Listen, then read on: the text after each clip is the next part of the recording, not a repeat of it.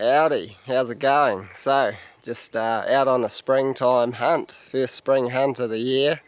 I'm hunting a few little clearings that I know are up here. Up in this area it's mainly all bush, but there's a few clearings, and yeah, just sneaking up on the first little clearing, and I just noticed there's a deer on it, which is awesome. Yeah, the freezer's pretty empty at home, so I was pretty stoked. I actually shot her, and I know the main clearing's out there, and because the freezer's so empty, as soon as I shot her, I knew I'd shot her well. There's no point chasing after her and just making her run further. So what I did is shot out to the main clearing, and there was actually 2 deer on that. So I shot one of them, just all yearlings, so it's bloody perfect really. And then I've come back here and I've turned the video on. I just thought I'd do a quick little video on tracking a wounded deer, or following a blood trail to find your deer that you've shot. Obviously a lot of you guys will already know how to do that. A lot of you are probably really experienced hunters, probably no more than me, but I just thought I'd do a little video on following a blood trail and a few little things to, if you're new to hunting and you want to learn a bit about that process anyway. So yeah, sweet, we'll rip into it. So she was standing right here when I shot her, and I was actually up in the bush there, hiding in there. Yeah, she'd come down that trail there. So she was standing there broadside on. She went this way. And you can see our first bit of blood right here already. And you can actually see in the blood there, there's this spongy looking stuff. Don't know if it shows up on the camera as kind of just looks red, but there's a bit of sort of white foamy stuff in amongst the darker blood, and that basically means you shot her through the lungs, at least maybe through the heart and the lungs, but you know you definitely got the lungs when you see that foamy sort of stuff, and that's a real good sign. So yeah, we'll follow her further, and sometimes blood trail, depending on where you've shot them and what they've shot them with, sometimes they won't bleed for a few hundred meters. I use a 243 most of the time, and yeah, a few deer I've shot them through the shoulder, and for whatever reason there's been absolutely no blood for a good 200 meters, and then I've just found the deer lying dead with no blood trail. But so in that case you got to follow the prints. So you can see a good print. Well, it's not a good print, but you can see that's very fresh. That's from our deer we've just shot. You see she comes through here, she's pushed against this bush, and there's a bit of blood on that. We'll go into the bush now. You see there's some more blood here, and there's some of that foamy stuff I was telling you about. You see the colour of that is a bit different to your standard blood, and that's because it's come out of the lungs. And yeah, so you can see, if you look along the ground, you can see where she's kicked up the dirt freshly. You see there's a bit there, there's a bit there. I'll follow her into the bush. You'll see each of these scuff marks, some more there. And just best to take your time. If you get a little lost, the last thing you want to do is walk off the wrong bloody direction, and yeah, just waste time really.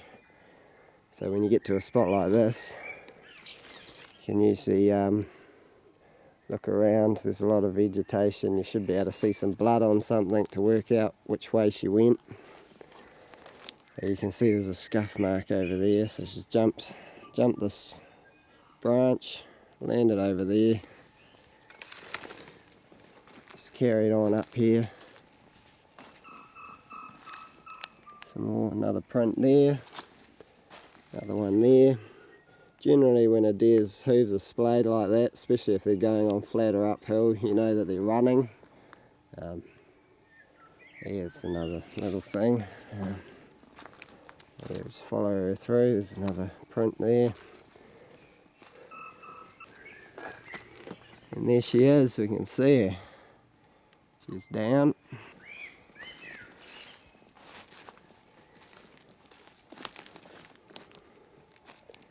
Wicked. Righto, so we've found her, that was good, she's down. Only went about 30 metres from where we shot her, so it's nice and humane. That's bloody perfect. Just coming out to the main clearing here now, where we shot our second deer. And yeah, we'll just go and make sure that she's down and nothing's gone wrong there. I'm confident it's all good because I actually saw where the shot hit. Saw her bleeding out before she got off the clearing, which is good. So yeah, we'll just go and make sure she's all good, then bone her out and bring her back up to the other one and bone it out as well. Hopefully get out of here before it gets dark. So yeah, this is a clearance, pretty nice one. And if we look down here, they were around about here when I shot them. I was standing over there. And they come down here. Oh, I can see it. Yeah, I can already see a heap of blood. As you can see there, they've flattened those foxglove plants. Come down here, first bit of blood. Big hunk of lung there. So that's a bloody good sign. So yep, and you can see a trail comes down here. There's blood on those foxglove.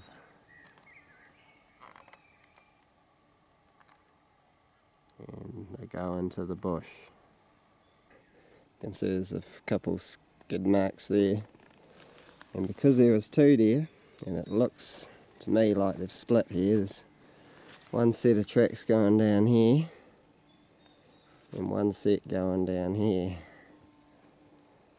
So we've got to make sure we get the one that's got the blood on it, and not chase the healthy deer for bloody miles. There's a bit of blood over here, so this must be our one. Pretty predictable movement for her. I'm expecting to find it probably down in here. Usually if they head down toward the creek, they'll end up in the bottom. More here.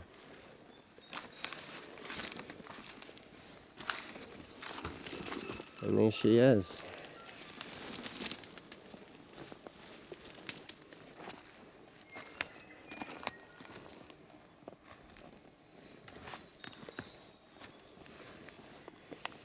Well dead as well.